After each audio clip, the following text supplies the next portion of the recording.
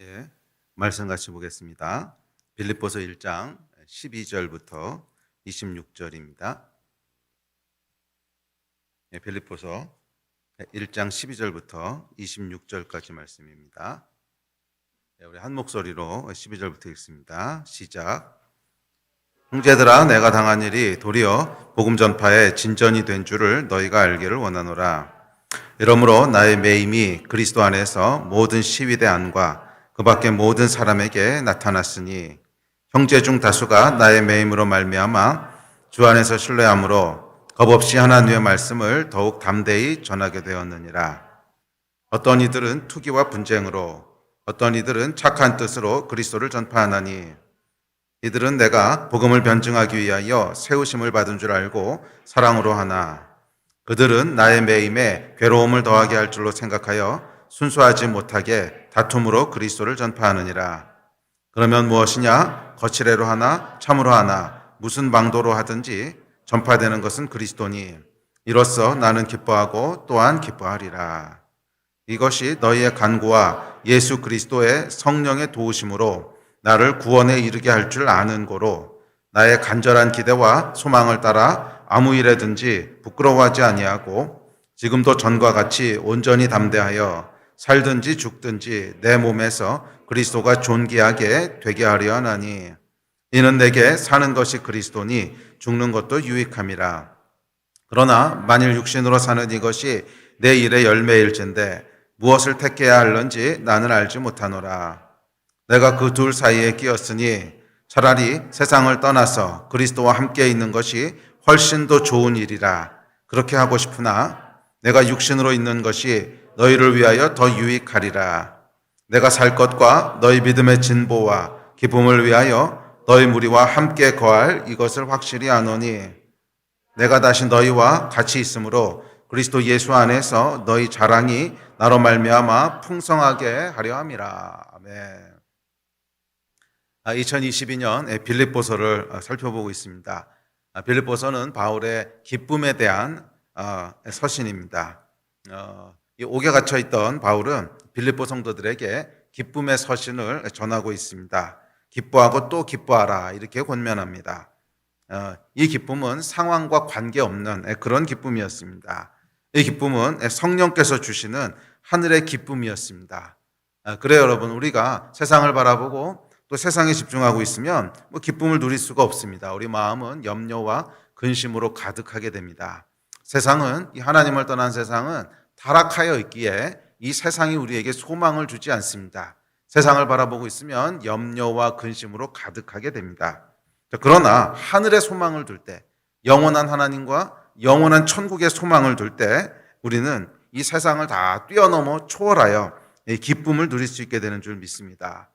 특별히 코로나로 말미암아 지난 2년 좀 넘는 기간 동안 우리나라 또 전 세계가 많이 지쳐 있고 많이 우울해져 있습니다. 이때 기쁨은 시대 정신이 될 줄 믿습니다. 죄로 말미암아 인간의 타락으로 말미암아 우울해하고 슬퍼하는 세상 가운데 기쁨의 메시지가 전해질 수 있다면 복음이 새롭게 힘을 얻게 될 것이고 또 우리가 기쁨만 누릴 수 있어도 소망의 이유를 묻는 사람들이 늘어나게 될 줄로 믿습니다. 이 기쁨이 충만한 한 해가 되시기를 주의 이름으로 축원합니다. 자, 오늘은 우리가 지난주에 이어서 바울의 기쁨 목록 리스트의 두 번째 제목인 사명으로 인한 기쁨에 대해서 좀 더 살펴보려고 합니다. 빌립보서 1장 3절 이후는 바울이 기뻐하고 있는 이유들을 쭉 늘어놓고 있는 바울의 기쁨 목록, 기쁨 리스트입니다. 첫 번째는 빌립보 성도들로 인해서 기뻐한다고 얘기했다면 두 번째는 바울은 사명으로 인하여 기뻐합니다. 내게 복음을 전하라고 하는 사명을 주셨기 때문에 그 사명으로 인하여 기뻐하고 또한 기뻐하는 예수 그리스도로 말미암아 기뻐하고 있는 바울을 보게 됩니다. 조금 더 구체적으로 얘기하면 예수 그리스도가 전파되고 예수 그리스도가 존귀하게 되는 것, 그것으로 인해서 바울은 기뻐하고 또 기뻐했습니다. 지난주에 살펴봤지만 예수 그리스도가 존귀하게 되는 것, 이 하나만으로 기뻐하게 되는 것은 사실은 성숙함의 이슈가 아닙니다. 이것은 거듭남의 이슈입니다. 성숙해야만 예수 그리스도가 전파되는 것을 기뻐하는 것이 아니라 성숙해야만 예수 그리스도가 존귀하게 되는 것을 기뻐하게 되는 것이 아니라 이것은 복음의 맛을 아는 사람이면 누구나 그렇게 되는 그런 일이라고 말씀드렸습니다. 사실 요리를 하는 것이야 뭐 요리사나 셰프가 할 수 있겠지만 음식 맛을 느끼는 것은 누구나 할 수 있지 않습니까? 이와 마찬가지로 복음의 맛을 아는 자는 예수 그리스도 복음 전파의 모든 기쁨과 모든 즐거움이 가게 되어 있습니다. 그것이 우리 안에 성령께서 역사하시는 증거인 줄 믿습니다. 성숙함의 이슈가 아니라는 거예요. 거듭남의 이슈입니다. 그래서 바울이 얘기합니다. 뭔 상관입니까? 뭔 상관입니까? 그러면 무엇이냐? 번역이 좀 이상하게 됐다고 했죠. 뭔 상관입니까? 옥에 갇혔어도 뭔 상관입니까? 사람들이 오해하고 핍박해도 뭔 상관입니까? 불리한 상황에 처해도 뭔 상관입니까? 살든지 죽든지 내 몸에서 오직 그리스도가 존귀하게 될 수만 있다면 나는 기뻐하고 또한 기뻐하노라. 이것이 바울의 고백이었고 바울의 기쁨이었습니다. 바울에게는 이 기쁨으로 인하여 세상을 초월한 그런 즐거움이 충만했습니다. 자, 오늘은 이어지는 지난주에 이어서 19절부터 살펴보도록 하겠습니다. 자, 먼저 19절 21절까지 우리 같이 읽죠. 자, 시작. 이것이 너희의 간구와 예수 그리스도의 성령의 도우심으로 나를 구원에 이르게 할 줄 아는 거로 나의 간절한 기대와 소망을 따라 아무 일에든지 부끄러워하지 아니하고 지금도 전과 같이 온전히 담대하여 살든지 죽든지 내 몸에서 그리스도가 존귀하게 되게 하려 하나니 이는 내게 사는 것이 그리스도니 죽는 것도 유익함이라. 아멘. 그 유명한 바울의 기대와 소망에 대한 이야기입니다. 바울이 기대하고 소망하는 것이 무엇인가 하는 것에 대한 고백입니다. 자, 먼저 바울은 19절에서 구원에 대해 확신합니다. 19절 다시 한번 띄워주세요. 나를 구원에 이르게 할 줄 아는 거로 이렇게 얘기하죠. 그러니까 바울은 자신이 구원받게 될 것을 확실히 알았다는 거예요. 자, 여기서 이 구원이라고 하는 것이 옥에서 풀려나는 것을 의미하는지 아니면 조금 더 본질적인 구원, 우리 영혼의 구원, 죄에서부터 자유케 되어 영원한 천국에 가게 되는 이 구원을 의미하는지는 명확하지 않습니다. 신학자들도 이 두 개 가운데 어느 거라고 하는 것을 명확하게 얘기하지 못해요. 그래서 보통 대부분은 아마 두 가지를 이중적으로 전부 다 의미했을 거다 이렇게 해석을 합니다. 옥에서 풀려나는 것 플러스 나의 영원의 구원까지를 함께 아마 의미하고 있을 거다. 대부분의 학자들은 그렇게 이제 해석을 합니다. 자, 여하튼 이 구원이 뭐든지 간에 하여간 바울은 자신이 처한 위기로부터 구원될 거라고 하는 걸 확신해요. 어쨌거나 하나님께서 나를 지키고 계셔. 이 확신이 있는 거예요. 그것이 영혼의 구원이든 아니면 지금 이 옥에 갇힌 상황으로부터 구원받는 구체적인 구원이든 여하튼 하나님이 나를 구원하셔. 여하튼 하나님이 나를 지키고 계셔 하는 것을 확신합니다. 그런데 그 확신하는 이유가 앞에 나와 있죠. 왜 내가 확신할 수 있는가 하냐면 이것이 너희의 간구와 예수 그리스도의 성령의 도우심으로 나를 구원에 이르게 할 줄 아는 거로 이렇게 얘기합니다. 무슨 얘기냐면 너희가 기도했고 그러면 성령께서 도우실 거야. 그러니까 나는 구원받을 것을 확실히 알아. 이 얘기를 하고 있는 것입니다. 바울은 기도와 너희의 간구와 성령의 도우심으로 인해서 빌립보 성도들의 기도와 성령의 도우심으로 내가 구원에 이르게 할 것을 안다는 거예요. 그래서 굳이 간절히 기대하고 소망할 필요가 없는 거예요. 내가 이미 알고 있는데 뭘 간절히 기대하겠어요. 간절히 기대하고 소망하는 것은 내가 아직 잘 모르는 것이기 때문에 소망하는 것이지 간절히 기대하고 소망하는 것은 내가 이미 알고 있고 확실해. 그런 것은 이루어진 일이라고 생각하는 거죠. 그래서 바울은 너희가 기도했고 성령께서 도우실 거기 때문에 나는 그 일에 대해서는 더 이상 뭐 기대하거나 소망하지 않아. 그렇게 할 필요가 없어. 왜? 너희가 기대하고 있다며. 너희가 기도하고 있다며. 그러면 성령께서 도우실 거야. 끝. 그래서 바울의 간절한 기대와 소망에는 자신의 구원, 옥에서 풀려나는 것에 대한 이야기가 포함되어 있지 않습니다. 잘 읽어보세요. 간절한 기도에는 그리스도가 존귀하게 되는 것이지 자신이 옥에서 풀려나는 것에 대해서는 언급하고 있지 않아요. 왜? 내가 이미 알고 있기 때문에 그래요. 너희가 기도하고 있다며. 그럼 성령께서 도우실 거야. 끝. 그래서 바울은 자신의 구원에 대해 간절히 기대하고 소망하는 대신 내 몸에서 그리스도가 존귀하게 되는 것, 이것만을 간절히 기대하고 소망합니다. 바울의 기대와 소망은 옥에서 풀려나는 구원이 아니었습니다. 내 몸에서 그리스도가 존귀하게 되는 것이었습니다. 그리고 이것이 바울을 현실의 위기를 초월해서 기쁨을 누리게 했던 그 비결인 줄 믿습니다. 많은 경우 여러분, 현실의 문제에 묶여버리는 이유는 구원을 확신하지 못하기 때문에 그렇습니다. 구원을 확신하지 못해요. 그러니까 하나님이 나를 완전하게 지키시고 있다고 하는 것을 확신하지 못해요. 그러면 현실의 문제에 묶여버리게 됩니다. 혹시 내가 옥에서 풀려나지 못하면 어떡하지? 근심합니다. 투옥 기간이 길어지면 어떡하지? 염려합니다. 이 병에서 낫지 못하면 어떡하지? 근심합니다. 이 위기에서 벗어나지 못하면 어떡하지? 염려합니다. 그러나 여러분, 걱정하지 마십시오. 교회가 기도하고 있잖아요. 교회가 기도하고 있잖아요. 그러니 여러분 염려하지 마십시오. 성령께서 도우실 거잖아요. 너희의 간구와 성령의 도우심으로 바울이 자신의 구원을 확실히 알았듯이 저와 여러분도 마찬가지입니다. 이 세상에서 우리가 만나게 되는 현실의 문제, 사실은 이 세상에 살아가는 동안 끝까지 있을 거예요. 현실의 문제로부터 자유로운 순간이란 건 없습니다. 끝까지 우리 현실에는 뭔가가 우리를 붙잡고 묶으려고 할 거예요. 염려하게 하고 근심하게 하고. 그래서 이 현실의 문제를 계속 바라보고 있는 한 여호와 하나님께서 나를 지키시고 구원하실 거라고 하는 것을 확신하지 못하면 이 문제에 그냥 묶여버릴 수밖에 없어요. 매여버릴 수밖에 없어요. 그러나 여러분 염려하지 마십시오.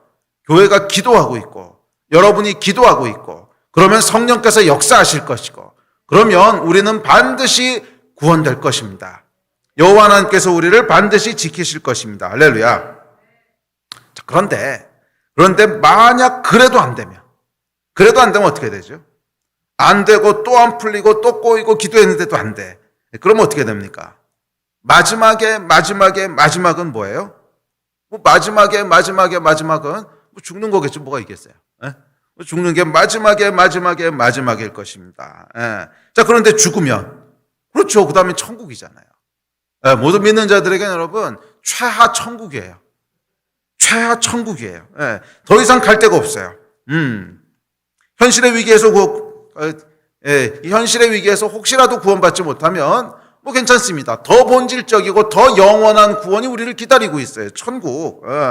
더 깊고 큰 구원이 우리를 기다리고 있지 않습니까? 그래서 믿는 자들의 운명은 뭐냐면 최하 천국이라는 거예요. 할렐루야. 그러니 걱정할 이유가 없다는 것입니다. 제 말이 아니라 23절에서 바울이 이 얘기를 하고 있어요. 자, 23절 같이 읽어봅시다. 시작. 내가 그 둘 사이에 끼었으니 차라리 세상을 떠나서 그리스도와 함께 있는 것이 훨씬 더 좋은 일이라 그렇게 하고 싶으나 내가 육신으로 있는 것이 너희를 위하여 더 유익하니라. 이 바울이 뭐라 그러는 거예요?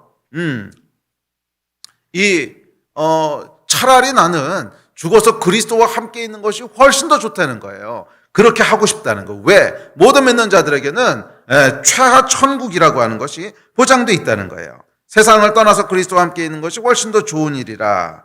이 확신 여러분 있으십니까? 구원의 확신이 있으십니까? 천국의 확신이 있으십니까? 그렇다면 여러분은 이제 어떤 일에도 걱정하고 염려할 필요가 없습니다.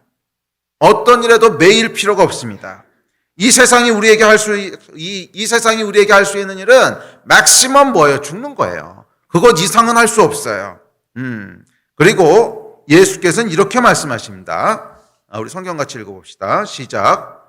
내가 내 친구 너희에게 말하노니 몸을 죽이고 그 후에는 능히도 못하는 자들을 두려워하지 말라.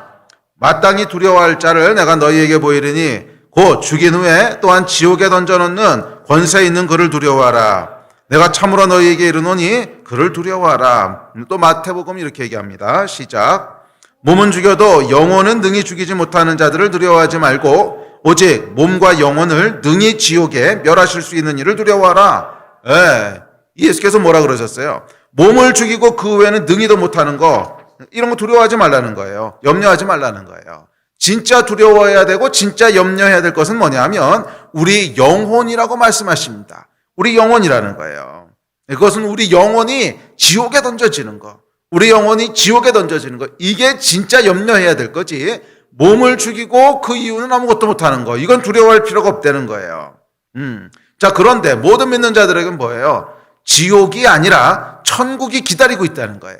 천국이 보장되어 있다는 거예요. 최하 천국이라는 거예요. 천국이 확정되었다는 거예요. 자, 우리에게 일어날 수 있는 최악의 상황을 상정해도 그것은 천국이라는 거예요. 우리의 몸을 죽일 수는 있어요. 이 세상에 할 수 있는 맥시멈은 뭐냐 하면 우리의 몸을 멸하는 거예요. 그런데 예수님께서는 몸을 멸하고 그 이상 할 수 없는 자들에 대해서는 두려워할 필요가 없다는 거예요. 왜? 믿는 자들에게는 최하 천국이라고 하는 보장이 있다는 거예요. 우리에게는 천국이 보장되어 있기 때문에 몸을 죽이고 더 이상 못하는 자들은 두려워할 필요가 없고, 그렇게 이 세상에서 일어나는 일, 옥에 투옥되고 뭐 재정의 위기가 오고 질병에 걸리고 염려하지 말라는 거예요. 두려워하지 말라는 거예요. 이 구원의 확신이 있으십니까? 이 구원의 확신이 있을 때 비로소 우리의 관점이 옮겨가기 시작합니다. 세상의 위기로부터 구원받는 것에서 예수 그리스도가 존귀하게 되는 것으로 비로소 옮겨가기 시작하는 거예요. 왜? 나는 이래도 그만 저래도 그만이에요. 살든지 죽든지 이래도 그만 저래도 그만. 뭐 이래도 천국 저래도 천국 아닙니까? 이래도 천국 저래도 천국. 그러니 이 땅에서는 그리스도가 존귀하게 될 수만 있다면 할렐루야. 옥에 대한 염려에서 벗어나서 그리스도가 존귀하게 되는 것으로 관점이 옮겨가기 시작합니다. 이것이 천국에 대한 확신이 있는 자가 누리는 평안이고 이것이 바울이 누렸던 기쁨의 근원이었습니다. 아멘. 자, 그런데 이게 안 되면 어떻게 돼요? 우리는 계속 옥에서 풀려나는 일, 옥에서 풀려나는 구원에 묶여 있게 되고 거기 머물러 있게 됩니다. 근심과 염려가 마음에 가득합니다. 사실은 옥이 나를 가두는 것이 아니라 근심이 나를 가둬버립니다. 그러면 여러분 갇히지 마십시오. 여러분은 자유입니다. 십자가에서 지옥을 벗어나 영원한 천국으로 우리를 인도하셨을 때 우리는 모든 염려와 근심으로부터 자유케 된 줄 믿습니다. 최하 천국의 능력이 우리를 모든 근심과 염려의 감옥으로부터 해방하였습니다. 우리는 살아도 할렐루야, 죽어도 할렐루야입니다. 사실 여러분, 염려나 근심으로 해결되는 문제는 하나도 없어요. 염려나 근심으로 해결되는 문제는 하나도 없어요. 예수께서 말씀하셨어요. 우리 다음 구절 읽어볼까요? 시작. 또 너희 중에 누가 염려함으로 그 키를 한 자라도 더할 수 있느냐? 그런즉 가장 작은 일도 하지 못하면서 어찌 다른 일들을 염려하느라? 너희가 염려해가지고 해결된 일이 하나라도 있어? 이거 물어보시는 거죠. 너희가 염려함으로 해결된 문제가 하나라도 있어? 어차피 안 되잖아. 가장 작은 일도 못하면서 뭐 염려한다고 해서 그게 해결될 것 같아? 이야기하시는 거예요. 염려로 해결되는 일은 하나도 없다는 거예요. 그럼 어떻게 해결됩니까? 성도의 기도와 성령의 도우심이라고 오늘 빌립보서가 얘기하죠. 빌립보 성도들의 간구와 성령의 도우심으로 해결된다는 거예요. 자, 그러니까 기도했으면 믿음을 가지고 염려와 근심을 초월하라는 것입니다. 이게 빌립보서 4장 6절 7절 말씀이죠. 자, 빌립보서 4장 6절 7절입니다. 시작. 아무것도 염려하지 말고 다만 모든 일에 기도와 간구로 너희 구할 것을 감사함으로 하나님께 아뢰라. 그리하면 모든 지각에 뛰어난 하나님의 평강이 그리스도 예수 안에서 너희 마음과 생각을 지키시리라. 아멘. 그러면 여러분, 상황과 환경에 대한 염려를 멈추십시오. 근심도 멈추십시오. 기도했으면 충분합니다. 기도했으면 충분합니다.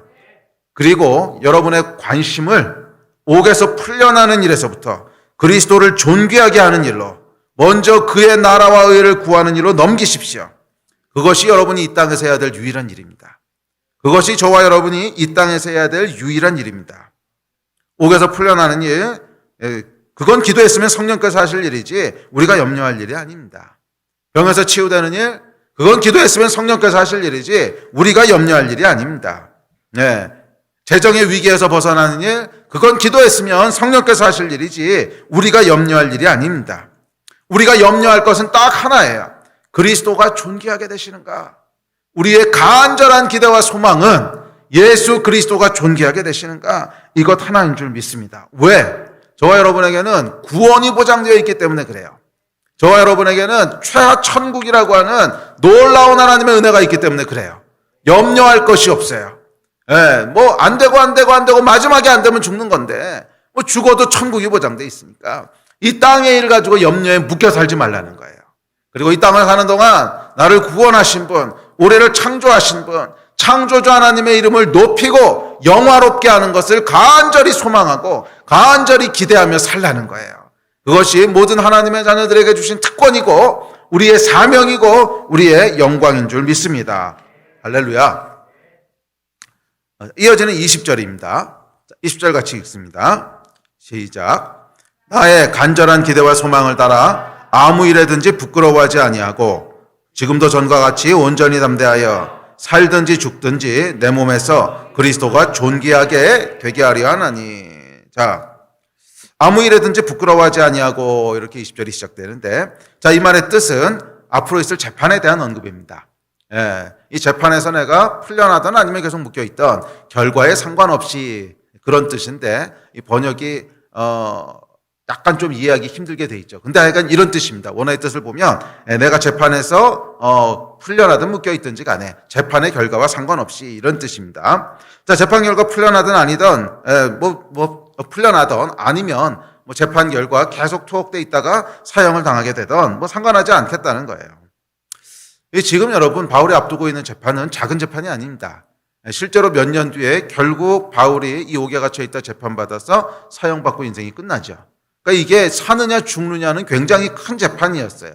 굉장히 큰 재판이었는데 그럼에도 불구하고 바울은 이 재판의 결과에 상관하지 않는다는 거예요. 재판의 결과와 상관없이 기뻐하고 또 기뻐했습니다. 자, 그런 의미에서 이 바울의 기쁨은 생사를 뛰어넘는 초월적인 기쁨이었습니다. 나의 생명이 어떻게 되든지 간에 상관없이 내가 기뻐한다는 거예요. 자, 이어서 이야기합니다. 그리스도가 존귀하게 되게 하려 하나니. 자, 바울의 간절한 기대와 소망은 딱 이거 하나였죠. 그리스도가 존귀하게 된다, 이겁니다. 자, 여기서 존귀하게 된다라고 하는 헬라어를 보면 메갈리노라고 하는 단어인데, 이 단어는 영어로 옮겨가면서 매그니파이라고 하는 단어가 됩니다. 메갈리노가 매그니파이에 해당하는 단어인데, 그러니까 이 뜻이 뭐예요? 크게 하다, 크게 보이게 하다, 위대하게 보이게 하다, 이런 의미입니다. 그러니까 바울은 지금 내 삶에서 그리스도가 크게 보이게 하고 싶다는 거예요. 내 삶에서 그리스도가 위대하게 보이게 하겠다는 거예요. 바울의 간절한 기대와 소망은 뭐냐 하면 내가 크게 보이는 것이 아니라 예수가 크게 보이는 거예요. 바울의 간절한 기대와 소망은 뭐냐 하면 내가 드러나는 것이 아니라 예수가 드러나는 거예요. 바울의 간절한 기대와 소망은 뭐냐면 내가 영광을 받는 것이 아니라 예수가 영광을 받는 거예요. 그래서 바울은 자기가 옥에서 사형 선고를 받아서 죽는다고 해도 상관이 없어요. 내가 크게 보여야 될 이유가 없는 거예요. 그 일을 통해서 예수님만 크게 보일 수 있다면 그것도 할렐루야. 바울의 간절한 소망은 예수 그리스도를 메갈리노하는, 크게 보이게 하는 그것 하나였습니다. 자, 그래서 바울은 이 일을 위해서 살든지 죽든지 어찌하든지 간에 그렇게 하고 싶다고 고백합니다. 어쩌면 바울이 사는 것이 예수 그리스도를 존귀하게 할 수도 있고, 어쩌면 바울이 죽는 것이 예수를 크게 보이게 할 수도 있어요. 자, 예를 들어서 사는 것이 그리스도를 존귀하게 할 수 있습니다. 바울이 옥에서 풀려납니다. 풀려난다고 가정해 보세요. 그러면 이 살아나는 과정을 통해서 이 예수 그리스도의 능력이 나타나게 되잖아요. 와, 하나님 정말 살아계시구나. 불가능할 것 같았는데 결국 건져내시네. 이 일을 통해서 위대한 하나님의 능력이 크게 드러나게 보입니다. 크게 드러나게 됩니다. 불가능을 가능하게 하신 하나님, 옥에서 건지신 하나님, 우리를 구원하시고 치유하신 하나님, 재정의 위기에서 건지시는 하나님, 불가능한 상황을 역전시키시는 하나님, 우리의 사는 것을 통해서 하나님이 크게 드러나게 됩니다. 그분의 능력이 크게 나타나게 됩니다. 메갈리노 하는 거죠. 예수 그리스도를 메갈리노 하는 거예요. 사는 것을 통해서 구원하신 하나님의 능력을 드러내므로 하나님을 메갈리노하게 할 수 있습니다. 자, 그러나 반대로 죽는 것도 예수 그리스도를 존귀하게 할 수 있습니다. 예수 그리스도의 가치가 나의 생명을 들여도 괜찮을 정도로 그렇게 크고 존귀하고 소중하다는 것을 세상에 드러내는 거죠. 드러내므로 그리스도를 메갈리노하게 할 수 있습니다. 자, 순교자들의 고귀한 죽음이 복음을 더욱 영광스럽게 하는 것이 이런 거죠. 그 예전에 제가 알고 있던 한 비즈니스맨이 있는데 예수 믿고 거듭나고 난 후에 정말 성경대로, 정말 예수님 말씀대로 정직하게 사업을 하겠다고 결단을 했습니다. 근데 그렇게 사업을 하다 보니까 당연히 어렵죠. 정직하게 하려다 보니까 오히려 손해 보는 일들도 생기고, 그다음에 또 그쪽 분야에서 당연히 그렇게 하는 것이라고 여기는 그런 관례들 같은 거, 그것도 정직한 게 아니면 나 그렇게 안 하겠습니다. 그래서 주변에서 염려들을 많이 해서 너 그렇게 하다가는 사업 못해, 너 그렇게 하면 망해, 주변에서 염려들을 많이 했는데 결국 이분이 끝까지 그것을 고수하시다가 결국엔 사업이 어려워서 접으셨어요. 망한 거죠. 그러니까 예수님께서 이 형제분을 옥에서 구원하지 않으셨습니다. 그냥 망하도록 내버려 두셨어요. 자, 그런데 참 놀랍게도 이 일이 일어나고 나니까 그 주변에 있던 많은 사람들이 뭐라고 얘기하냐면, 그래도 저 사람이 믿는 하나님은 진짜인 것 같아. 사업이 망할지언정 타협하지 않네. 저 사람의 하나님은 진짜인 것 같아. 복음을 위해서 기꺼이 망하는 길을 선택한 그 헌신으로 인해서 많은 분들이 예수 그리스도의 가치가 어떤지를 보게 돼요. 적어도 내 사업보다는 예수 그리스도가 소중한 분이시라는 거예요. 적어도 내 사업보다는 예수 그리스도가 크신 분이시라는 거예요. 예수 그리스도의 가치를 드러내므로 그분을 메갈리노했습니다. 할렐루야. 꼭 여러분, 기적이 일어나고 꼭 사는 것만이 예수 그리스도를 존귀하게 하는 것이 아니에요. 어쩌면 실패할 때, 어쩌면 망할 때, 어쩌면 죽을 때, 그 일을 통해서도 적어도 예수 그리스도가 내 사업보다는 훨씬 더 크신 분이야. 적어도 예수 그리스도가 내 생명보다는 훨씬 크신 분이야. 이것을 드러냄으로 말미암아 우리는 그리스도를 메갈리노할 수 있습니다. 제가 아는 선교사님이 계셨습니다.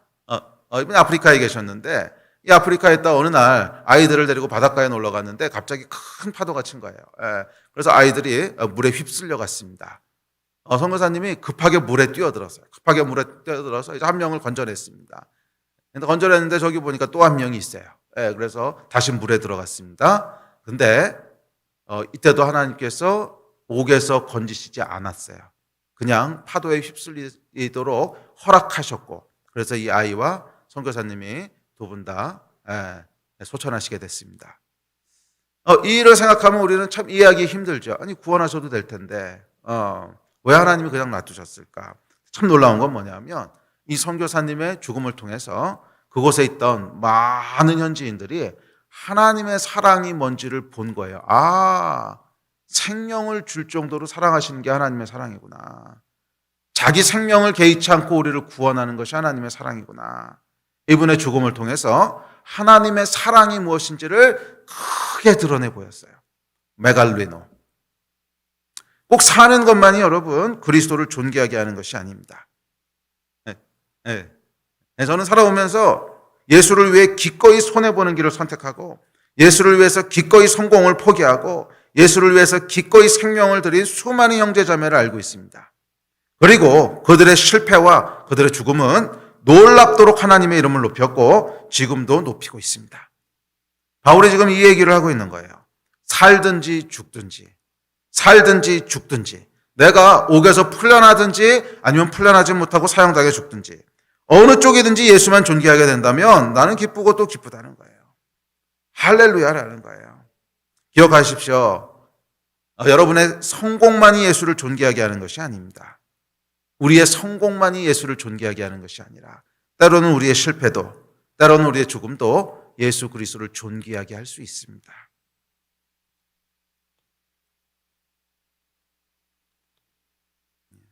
자, 이어서 바울이 고백합니다. 21절 다시 한번 읽죠. 시작. 사는 것이 그리스도니 죽는 것도 유익함이라. 자, 바울의 유일한 소망은 그리스도를 존귀하게 하는 것이었기에 바울에게는 죽는 것조차도 유익하다는 거예요. 내가 죽음으로 내 간절한 기대와 소망이 이루어질 수 있어요. 그리스도가 존귀하게 될 수 있어요. 사실 바울에게 여러분, 죽음은 두려움도 아니었고 저주도 아니었습니다. 바울에게 여러분, 죽음은 실패도 아니었고 슬픔도 아니었습니다. 바울에게 죽음은 뭐였냐면 유익함이었어요. 바울에게 죽음은 유익함이었어요. 자, 왜냐하면 바울에게는 사는 것이 그리스도였기 때문에 그렇습니다. 이는 내게 사는 것이 그리스도니 그러므로 죽는 것도 유익하다는 거예요. 자, 왜 사는 것이 그리스도인 사람에게는 죽는 것도 유익할까요? 자, 여기서 사는 것이 그리스도라고 하는 의미는 나는 그리스도를 위해서 산다. 나는 그리스도를 목표로 산다 이런 뜻이 아닙니다. 사는 것이 그리스도라고 하는 것은 내 안의 생명 자체가 그리스도라는 거예요. 내 안의 생명 자체가 그리스도라는 거예요. 바울에게 생명을 주고 바울을 살아가게 하는 바울 존재의 본질이 바로 그리스도라는 거예요. 자, 여러분, 우리가 예수 그리스도를 믿고 거듭나게 되면 우리 안에 누가 거하시죠? 성령께서 거하십니다. 성령께서 우리 안에 들어오셔서 우리와 하나가 되셔서 우리 영과 하나가 되셔서 우리 안에 거하세요. 그게 우리의 생명이라는 거예요. 그게 우리의 생명이란. 나의 생명은 그리스도시라는 거예요. 내 안에 사시는 그리스도시라는 거예요. 그래서 여러분, 성령과 우리가 완전히 하나가 됩니다. 그 증거가 뭐냐면 성령께서 갈망하시는 것을 나도 갈망하기 시작합니다. 그 복음의 맛에 대한 얘기가 이거죠. 내 안에 성령께서 들어오시는 순간 그냥 하나님을 존귀하게 하고 싶어져요. 성숙함의 이슈가 아니라고 했어요. 성령께서 갈망하시는 것을 나도 갈망하기 시작해요. 성령께서 싫어하시는 것을 나도 싫어하기 시작해요. 죄가 미워지기 시작하고 죄가 역겨워지기 시작하고 하여간 나도 또 성령께서 기뻐하시는 것은 나도 기뻐지기 시작하고 성령께서 슬퍼하시는 것은 나도 슬퍼하시는 것은 나도 슬퍼지기 시작하고 성령께서 행하시는 것을 나도 행하게 됩니다. 이게 여러분 예수의 생명으로 살아가는 증거예요. 내 안에 성령께서 거하심으로 이제 나는 나의 생명으로 사는 것이 아니라 그리스도의 생명으로 살아가게 됐다는 거예요. 자, 그런데 이게 왜 중요하냐면 그리스도의 생명은 성령의 생명인데 이것은 소멸되거나 폐쇄될 수 없는 생명이에요. 하나님의 생명이기 때문에 사망에 이를 수도 없고 소멸될 수도 없어요. 영원한 거라는 거예요. 그래서 이 땅에서 내가 몸이 죽을 수는 있어요. 그러나 내 안에 진짜 생명이 들어오셨는데 이 생명은 어떤 자에겐 파괴되지 않아요. 소멸되지 않아요. 그러니까 죽음이 두렵지 않은 거예요. 그러니까 죽음이 두렵지 않은 거예요. 영원한 생명이 내 안에 들어왔고 이 생명은 반드시 천국에 거하게 될 생명이라는 거예요. 이 생명은 반드시 천국에 거하게 될 생명이라는 거예요. 이 생명이 들어오지 않았을 때는 죽음은 지옥에 이르는 관문이에요. 우리 육신의 몸이 죽고 나면 우리 영혼은 영원한 지옥에 처하게 돼요. 그러나 내 안에 영원한 생명 그리스도가 들어오셨는데 이 그리스도가 들어오셔서 내 생명이 되신 이후에는 내 몸은 비록 죽고 내 몸은 비록 망할 수 있어도 그러고 나면 어떻게 되는 거예요? 내 안에 있는 생명은 영원한 천국에 거하게 된다는 거예요. 할렐루야.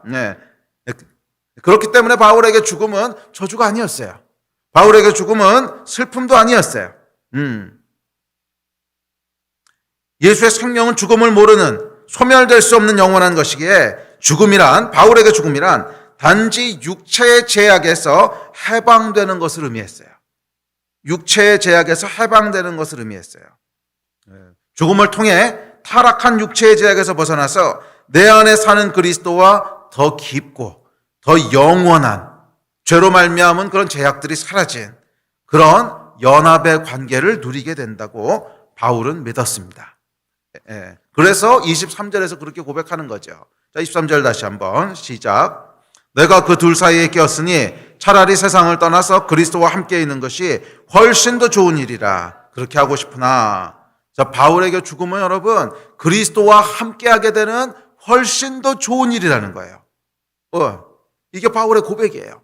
나에게 죽음이란 슬픔도 아니고 저주도 아니고 실패도 아니고 나에게 죽음이란 유익함인데 왜냐하면 첫째는 그리스도를 존귀하게 하기 때문에 유익한 일이고 둘째는 나 자신에게도 내 몸은 비록 망할지라도 죽을지라도 그리스도와 영원히 함께하게 되는 육신의 제약을 벗어나 내가 갈망하고 소망하는 분, 나의 아버지 되시고 나의 신랑 되신 분, 내가 사랑하고 또 사모하는 분, 그분과 영원히 함께하게 되는 아무 제약 없이 영원한 시간을 누리게 되는 훨씬 더 좋은 일이라는 거예요. 이것이 바울에게 죽음의 의미였습니다. 바울에게 죽음은 육체의 고통을 벗어나 육체의 제약을 벗어나 그리스도와 함께하게 되는 관문이었습니다. 그래서 바울이 뭐라 그러는 거예요? 이는 내게 사는 것이 그리스도니 죽는 것도 유익하다고 고백하고 있습니다. 아멘. 우리 예배팀 앞으로 나오십시오.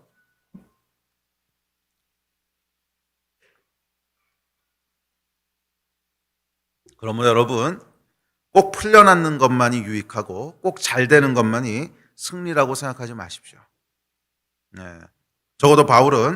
적어도 성경은 그렇게 얘기하고 있지 않습니다. 바울은 비록 중간에 잠깐 풀려나긴 했었지만 결국 다시 투옥되어서 사형당하죠. 바울의 이야기는 세상 기준으로 보면 결코 해피엔딩은 아니었습니다. 결코 해피엔딩은 아니었습니다. 옥에서 풀려나서 모든 오해가 다 풀리고 영화롭게 되어서 만인의 존경을 받으면서 행복하게 오래오래 살았더라. 아니요, 바울의 이야기는 그렇지 않습니다. 그렇게 끝나지 않고요. 바울 자신도 이런 엔딩을 기대하지 않았습니다. 원하지 않았어요. 왜? 높아지는 분은 그리스도 한 분이면 족하거든. 높아지는 분은 그리스도 한 분이면 족하거든요. 나의 죽음으로 그리스도를 메갈리노할 수 있다면 그것도 할렐루야. 어차피 나는 최하 천국인데 뭐. 이게 여러분 하늘의 복음인 줄 믿습니다. 이 땅에서는 나의 영혼에게 아무런 해도 끼칠 수 없어. 그저 나의 몸을 죽일 뿐이야. 그리고 죽음은 오히려 영원한 천국에 이르게 하는 놀라운 해방의 관문이야. 바울은 이 사실을 알았고 이 사실을 믿었기 때문에 죽음에 대해서 그렇게 부담스러워하지 않았어요. 자신의 실패에 대해서도 전혀 부담스러워하지 않았어요. 왜? 높아지는 것은 그리스도 한 분이면 족하거든. 그는 흥하여야겠다. 나는 쇠하여야 하리라. 여러분, 많은 경우 우리 인생에서요, 내가 크게 드러나잖아요. 그럼 하나님은 작아집니다. 심지어 간증을 할 때조차도 참 조심스러워요. 간증이 하나님을 높이는 것이 간증의 본질인데 어떨 때 보면 그 하나님을 경험한 내가 높아질 때가 있지 않습니까? 내가 드러날 때가 있지 않습니까? 항상 내가 드러나게 되면 그리스도는 작아져요. 내가 작아져야 그리스도가 크게 드러나게 됩니다. 바울에게는 이 소망이 간절했어요. 나는 작아지고 그리스도가 커지기를 원합니다. 내가 가장 작아질 수 있는 것이 뭘까? 그렇죠. 감옥에서 죄인으로 비참하게 죽는 것. 설령 그렇게 된다고 할지라도 그리스도가 존귀하게 될 수 있다면 할렐루야. 이것이 여러분 바울의 복음이었습니다. 오늘날 여러분 복음이 과도하게 사는 복음, 승리의 복음으로 기울어져 있지는 않은지 돌아보게 됩니다. 사는 복음도 복음 맞습니다. 그러나 바울은 살든지 죽든지 either way, 하여간 둘 다 기쁘다고 했어요. 그런데 오늘날 복음은 좀 지나치게 사는 복음 쪽으로 기울어져 있지 않은가. 바울은 죽음도 유익하다고 말했는데 말입니다. 죽는 복음은 어디 갔는가? 죽음으로 예수 그리스도를 존귀하게 하는 복음은 어디 갔는가?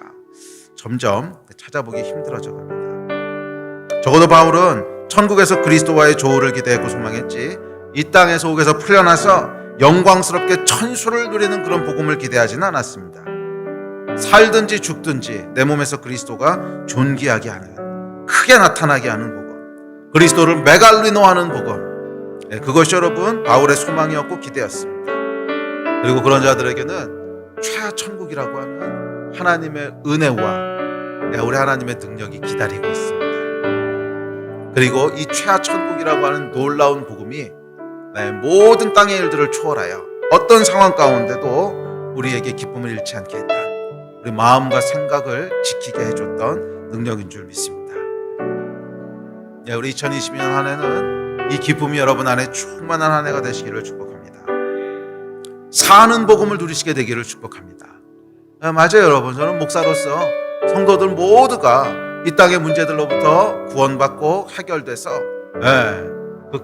큰 기쁨을 누렸으면 좋겠어요. 사는 복음을 누렸으면 좋겠어요. 그것이 제 안에 있는 진짜 진심이고 간절한 소망입니다. 그러나 그렇게 되지 않는다고 할지라도 실망하지 마십시오. 그렇게 되지 않는다고 할지라도 염려하지 마십시오. 여전히 우리에게는 죽는 복음이 남아 있습니다. 사는 복음만 복음이 아니라 죽는 복음도 놀라운 하나님의 능력이고 복음입니다. 믿는 자들의 운명은 살든지 죽든지 최하 천국이에요. 믿는 자들의 운명은 살든지 죽든지 최하 천국이에요. 우리는 죽음을 통하여 모든 육신의 한계를 뛰어넘어 예수 그리스도와 영원한 연합을 누릴 수 있고, 어쩌면 우리의 죽음을 통하여 예수 그리스도가 내 생명보다 존귀한 분이라고 하는, 내 생명보다 존귀한 분이라고 하는 그분을 메갈리노할 수 있습니다. 그렇다면 여러분 이것 또한 우리의 기쁨과 영광이 아니겠습니까? 이 기쁨이 충만하게 흘러가는 그런 한 해가 되시기를 주의 이름으로 축원합니다. 아멘. 우리 같이 일어나서 좀 기도할까요?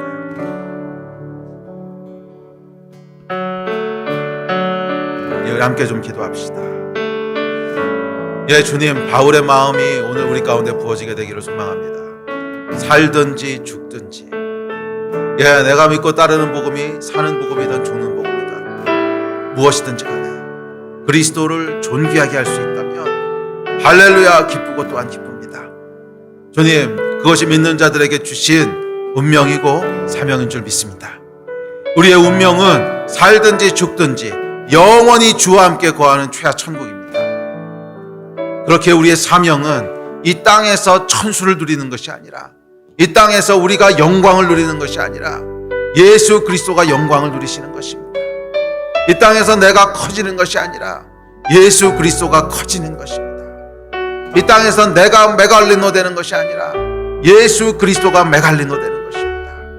주여, 모든 영광과 존귀를 받으십시오. 모든 영광과 존귀를 받으십시오. 내 생명 다해 내 평생의 주를 높이며 주를 메갈리노 하는 것을 멈추지 않겠습니다. 이것이 나의 복음이고 이것이 나의 고백입니다. 이 마음 가지고 우리 주여 한번 부르짖고 합심해서 한번 기도합시다. 주여